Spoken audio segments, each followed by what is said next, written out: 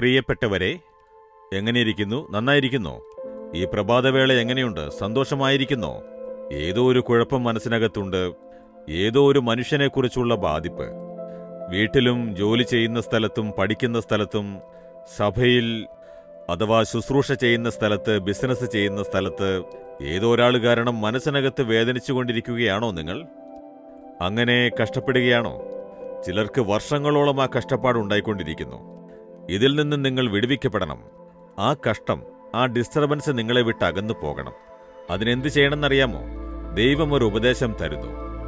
കൊലോസ്യർ 3:13 കർത്താവ് നിങ്ങളോട് ക്ഷമിച്ചതുപോലെ നിങ്ങളും ചെയ്യുവിൻ.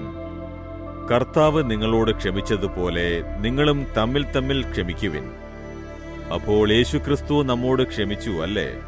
നമ്മുടെ പാപങ്ങളും ശാപങ്ങളും തെറ്റുകളും, ദൈവമേ സോറി, ഞാൻ തെറ്റ് ചെയ്തു, എന്നോട് ക്ഷമിക്കണേ, അതൊന്നും പറ്റില്ല, നിന്നോട് ക്ഷമിക്കാനാവില്ല, ക്ഷമിക്കാവുന്ന തെറ്റാണോ നീ ചെയ്തത് എന്ന് യേശു എന്നെങ്കിലും പറഞ്ഞിട്ടുണ്ടോ?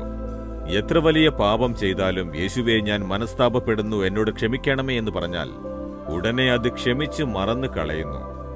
അതേപോലെ തന്നെ യേശു ക്ഷമിച്ചതുപോലെ ക്ഷമിച്ച് മറന്നു കളയണം. ചിലർ ക്ഷമിക്കും, പക്ഷേ മറന്നു കളയില്ല. എത്ര വർഷമായാലും ഇവൻ എന്നെപ്പറ്റി ഇങ്ങനെ സംസാരിച്ചതല്ലേ, ഇവൾ എന്നെപ്പറ്റി ഇങ്ങനെയൊക്കെ സംസാരിച്ചല്ലേ, ഞാൻ ക്ഷമിച്ചു, പക്ഷെ മറന്നു കളയാനാവില്ല. എന്നാൽ യേശുവിനെ പോലെ നിങ്ങൾ ക്ഷമിച്ച് മറന്നു കളയണം. നിങ്ങളുടെ ഉള്ളിൽ നിന്നും അത് എടുക്കണം. അപ്പോഴേ ദൈവത്തിന് നിങ്ങളോട് അത്ഭുതം ചെയ്യാനാവൂ.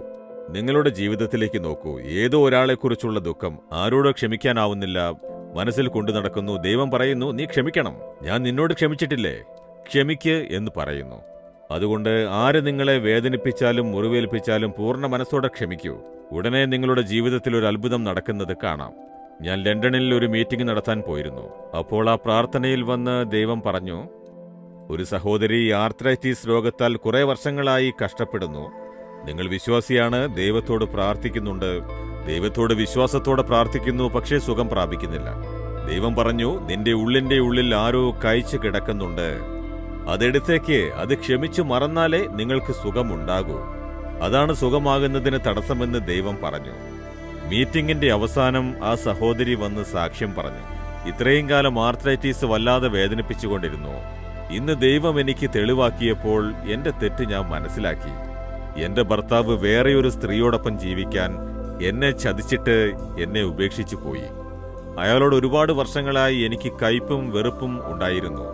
അത് പരിശുദ്ധാത്മാവ് എനിക്ക് തോന്നിപ്പിച്ചു, അത് ക്ഷമിച്ചു മറന്നേക്ക്, ലീവ് ഇറ്റ് എന്ന് പറഞ്ഞു. ഇന്ന് ഞാനത് ക്ഷമിച്ച്, ദൈവമേ എന്റെ മനസ്സിൽ നിന്ന് ആ ദുഃഖത്തെ എടുത്തു കളയണേ, എന്റെ മനസ്സിൽ നിന്ന് അകറ്റണമേ എന്ന് ക്ഷമിച്ച് മറക്കാനായി എന്നെ ഏൽപ്പിച്ചു. ഉടനെ സുഖമായി. കൊടുമ്പിരി കൊണ്ടിരുന്ന ആർത്രൈറ്റിക്സിന്റെ വേദന മുഴുവനും സുഖമായി എന്ന് പറഞ്ഞു. അപ്പോൾ അവരുടെ അത്ഭുതത്തിന്റെ തടസ്സമായിരുന്നത് എന്താണ്? ക്ഷമിച്ചു മറക്കാനാവാത്ത സ്വഭാവം. നിങ്ങൾക്ക് ആരോടോ ക്ഷമിക്കാനാവുന്നില്ലല്ലേ? ക്ഷമിച്ചു മറന്നേക്കൂ. ചിലപ്പോൾ ആ വ്യക്തിയോട് നിങ്ങൾ ക്ഷമിച്ചു കളയണം. അതിനുശേഷം അവരെ സ്നേഹിക്കാം, പക്ഷേ ഐക്യമുണ്ടാക്കുവാൻ പാടില്ല. തുടക്കത്തിൽ ചിലരോട് ഞാൻ ക്ഷമിച്ചു, എനിക്ക് വിരോധമായി നടന്നവരോട് ക്ഷമിച്ച് അവരോട് ഐക്യമായപ്പോൾ വീണ്ടും അവരെക്കൊണ്ട് പ്രശ്നം. അപ്പോൾ ദൈവം പഠിപ്പിച്ചു തന്നു, നീ ക്ഷമിക്ക്, മറന്നേക്ക്, അവരെ നീ സ്നേഹിച്ചു, ഒരകലം പാലിച്ചേക്ക്, ഐക്യപ്പെടരുത്. വീണ്ടും നിനക്കൊരു ബാധിപ്പുണ്ടാകുവാൻ പിശാച് അവരെ ഉപയോഗിക്കുമെന്ന് പറഞ്ഞു. അതിനാൽ ഞാൻ അവരോട് ക്ഷമിച്ചു മറന്നു കളഞ്ഞു, പക്ഷെ അകറ്റിവെച്ചു, അത്ര തന്നെ. ഞാൻ സ്നേഹിക്കുന്നു, ഓക്കെ, ഹലോ, അത്ര തന്നെ. അടുത്തുകൂടി ഐക്യമാക്കാൻ ഞാൻ ഇടം കൊടുക്കാറില്ല. നിങ്ങളുടെ ജീവിതത്തിൽ ഇത് മുറുകെ പിടിക്കൂ. യേശു പറഞ്ഞു, കുരിശിലെന്നെ തൂക്കുമ്പോൾ കുരിശിലെന്നെ ആണിതറച്ചു, എന്നാൽ ആ ഭടന്മാരോട് ഞാൻ ക്ഷമിച്ചു. മനസ്സോടെ പിതാവെ ഇവരോട് ക്ഷമിക്കണേ എന്ന് ക്ഷമിച്ചു. ഞാൻ ഉയർത്തെഴുന്നേറ്റ ശേഷം അവർക്കൊന്നും ദർശനം കൊടുത്ത് സംസാരിച്ചിട്ടില്ല. എന്റെ ശിഷ്യന്മാരോട് ഞാൻ ഐക്യമായി. അതുപോലെ നിങ്ങളുടെ കുടുംബത്തിലും ബന്ധുക്കളിലും എന്തെങ്കിലും പ്രശ്നമുണ്ടായാൽ അവരോട് ക്ഷമിച്ചു മറന്നേക്കൂ. അവരെ വിട്ടുകളയരുത്. മാതാപിതാക്കൾ, ഭാര്യ, ഭർത്താവ്, അമ്മായിമ്മ, മരുമകൾ എന്നീ ബന്ധങ്ങളെ വിട്ടുകളയരുത്. പുറത്തുള്ള ചിലർ നിങ്ങളെ മുറിവേൽപ്പിക്കില്ലേ, അവരോട് ക്ഷമിക്കണം, പക്ഷേ വീണ്ടും അടുപ്പിക്കാതെ അവരെ അകറ്റി നിർത്തണം. അപ്പോൾ നിങ്ങളുടെ സമാധാനം നിലനിൽക്കും. വേദവചനം പറയുന്നത് നാം മുഴുവനായി അറിഞ്ഞിരിക്കണം, അത്രയുള്ളൂ. ആരോടോ ക്ഷമിക്കാൻ വയ്യല്ലേ, ഇന്ന് പറയൂ, ക്ഷമിച്ചു മറന്നു കളയുമെന്ന്. ഹൃദയത്തിൽ കൈവച്ച് പറയൂ, ദൈവമേ, അങ്ങെന്നോട് ക്ഷമിച്ചതുപോലെ ഞാനും അവരോട് ക്ഷമിച്ചു മറക്കുന്നു.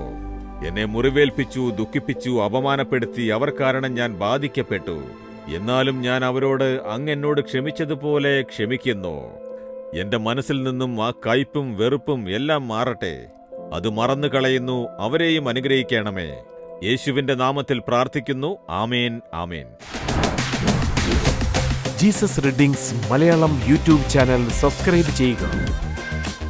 ബെൽ ഐക്കോൺ ക്ലിക്ക് ചെയ്യുക. ഞങ്ങളുടെ ദൈനംദിന പ്രോഗ്രാമുകളെക്കുറിച്ചുള്ള അപ്ഡേറ്റ് ലഭിക്കുവാൻ